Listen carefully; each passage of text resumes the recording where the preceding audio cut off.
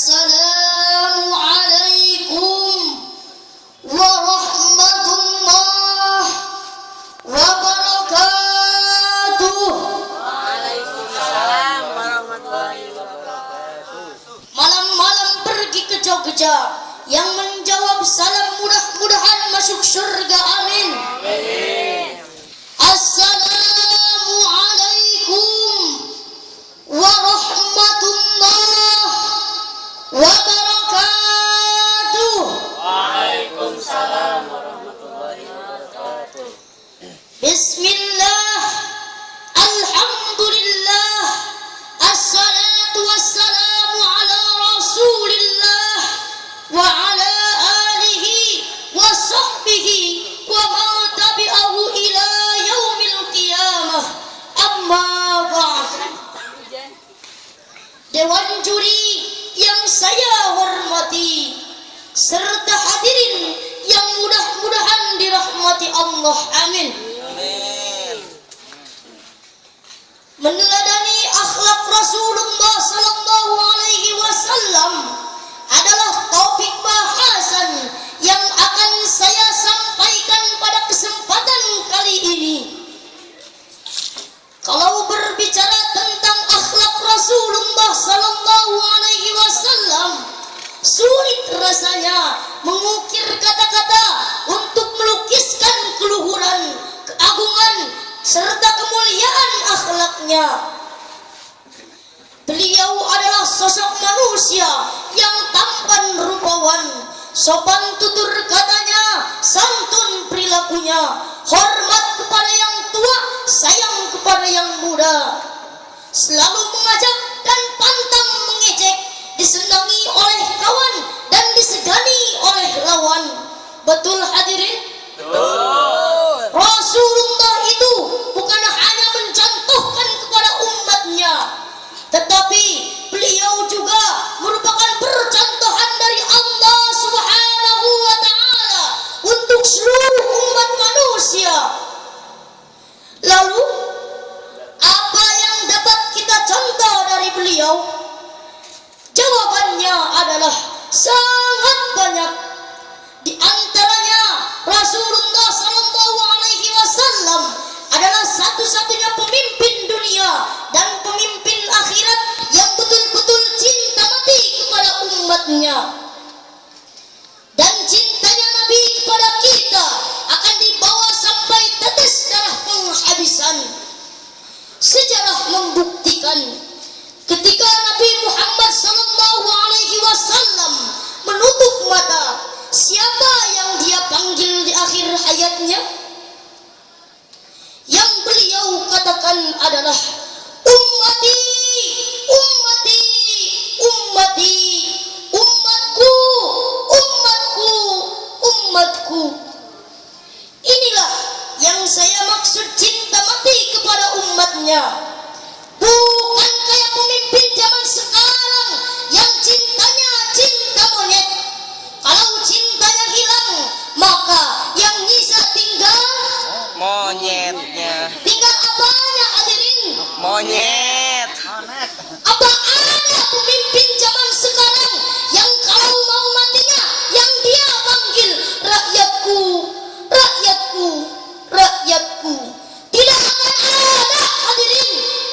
Satu-satunya pemimpin di dunia ini yang betul-betul mau berkorban untuk kita, bukan ngorbanin kita, hanyalah Rasulullah Sallallahu alaihi wasallam. Saya buktikan dari suatu kisah yang dahsyat. Ketika beliau Mi'raj, sempat diperlihatkan surga oleh Allah Subhanahu wa ta'ala.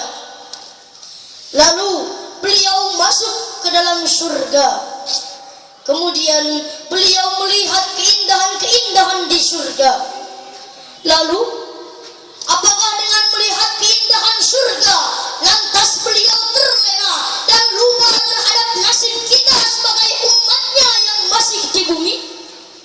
Tidak hadirin. Nabi Muhammad sallallahu alaihi wasallam bergegas keluar dan ditanya oleh Allah Subhanahu wa ta'ala, "Ya Muhammad, kenapa kau buru-buru keluar dari surga Lalu apa jawab Rasul? Ya Allah, aku terbayang nasib umatku yang masih di bawah, dan aku berjanji kepadamu ya Allah, aku tidak akan mau masuk ke surga ini sebelum kau berjanji kepadaku ya Allah, agar semua umatku dibawa rame-rame masuk surga ini. Inilah bukti cintanya Nabi kepada kita sebagai umatnya. Sudah masuk surga, yang dipikirkan adalah umatnya. Kalau pemimpin zaman sekarang baru diberi surga-surgaan, sudah lupa terhadap nasib rakyatnya. Betul apa tidak hadirin? Pantaslah kalau Allah Subhanahu wa Ta'ala menegaskan dalam Al-Quran surat Al-Ahzab ayat 21. A'udzu billahi minasy syaithanir rajim.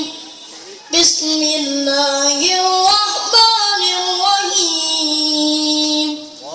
Laqad kana Saya kebedaannya kayak itu mau surat Al-Quranan ya, Pak. Rasulillahi uswatun hasanah liman kana yarjullaha wal yawmal akhir wa dzakarallaha katsiran. Yang artinya, sesungguhnya telah ada pada diri Rasulullah itu suri tauladan yang baik bagi kalian, yaitu bagi orang-orang yang mengharap rahmatnya Allah dan kedatangan hari kiamat, dan ia banyak menyebut nama Allah. Hadirin yang mudah-mudahan dirahmati Allah, amin. Amin.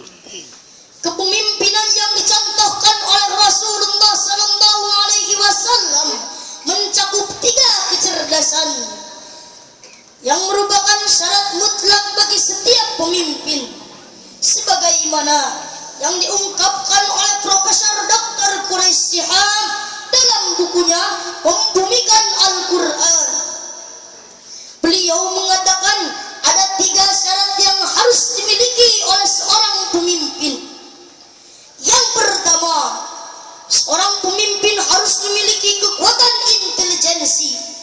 Dalam artian, seorang pemimpin harus memiliki kecerdasan yang kuat, cerdas dalam mengayomi rakyatnya, cerdas dalam menyelesaikan masalah, cerdas dalam berpolitik, cerdas dalam mengatur pemerintahan, supaya pemerintahan berjalan sesuai dengan cita-cita luar negeri tercinta ini. Bukan hanya cerdas menipu dan membohongi rakyat ketika pemilu, bukan hanya cerdas mengumbar janji hanya untuk mendapatkan kursi, dan cerdas menguras uang rakyat dengan jalan korupsi yang betul hadirin. Yang kedua, seorang pemimpin harus memiliki kekuatan emosional.